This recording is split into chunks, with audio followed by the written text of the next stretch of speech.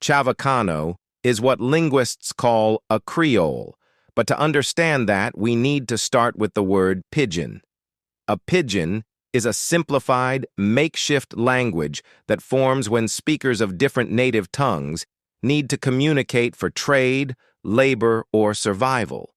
It usually has limited grammar and vocabulary, and it's not anyone's mother tongue.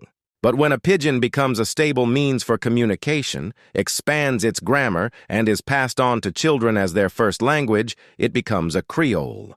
That's what happened with the Chavacano Creole language in certain parts of the Philippines. Chavacano has a vocabulary that is mostly taken from the Spanish language, around 60 to 65% of the words used, but its grammar, verb patterns, and sentence structure come from the Austronesian languages, brought by people who came to the Philippines from Taiwan some 4,000 years ago, like Tagalog, Cebuano, Tausug, Subanen, and Kapampangan. It is a hybrid language, born of colonial contact but shaped by local ways of speaking. The name Chavacano wasn't unique to the Philippines. It was once a generic Spanish colonial term for rough or corrupted Spanish, spoken by non-Spaniards in the colonies. Even the word itself comes from Chabacano, meaning vulgar or coarse in Old Spanish. But in the Philippines, the name stuck and eventually became the accepted label for this creole.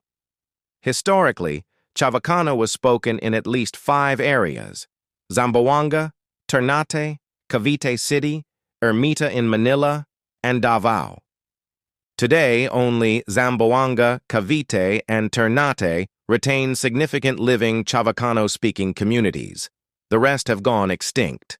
In Zamboanga, the Creole continues to thrive, with estimates ranging from 400,000 to 700,000 speakers. In Cavite Province, it is endangered with fewer than 5,000 fluent speakers, mostly older adults. Despite having the same name, Zamboanga Chavacano and Cavite Chavacano are not fully mutually intelligible. Linguists estimate their intelligibility at only 40–50% or less, meaning speakers from each place would struggle to have a full conversation without clarification. This is because their versions were shaped by different influences, Visayan and Tausug in Zamboanga, while in Cavite Province, Tagalog and the language in Pampanga called Kapampangan were the influences, and the two versions of the Creole developed separately for hundreds of years. Technically, Chavacano is just a language, a means for people to communicate. It is not an ethnic group. But in places like Zamboanga in Mindanao, the language Chavacano has taken on a strong cultural identity. Speakers of Chavacano see it not just as a way of speaking, but as a marker of community, especially among Christian Filipinos in that city who distinguish themselves from neighboring Tausug or Visayan speakers.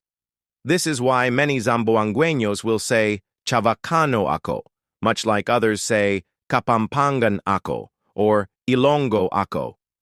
The language becomes a badge of shared heritage. Chavacano shows us how languages evolve not just from grammar and vocabulary, but from history, migration, and the will of people to preserve their voice.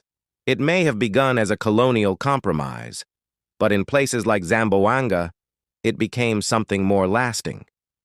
Thanks for joining this linguistic journey today.